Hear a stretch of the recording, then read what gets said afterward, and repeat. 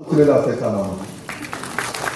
नाही उद्योगी येत आहेत, नाही अमुक येत आहेत. खासकर म्हणजे आमच्या कुटुंबातलं कोणी तिथे जाणार असलं आमच्या आधी, बरं नुसतं आधी जाऊन नाही, आधी जाऊन वर म्हणजे आता ते मला वाटतं अर्ध्या याच्यापर्यंत गाडी जाते, पण तेव्हा तसं नव्हतं. गट चढून वरती जायचे, सगळी सोय करायची, पुन्हा स्वागताला खाली येऊन उभे. अहो म्हटलं तुम्ही असं काय करत नाही, नाही तुम्ही येणार, मग असं कसं चालेल.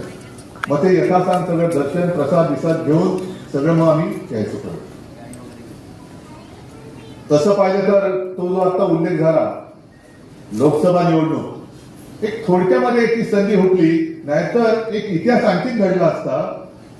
अंतुलेंचा पराभव करून अनंत खरे हे त्याच वेळेला दिल्लीत गेले असते.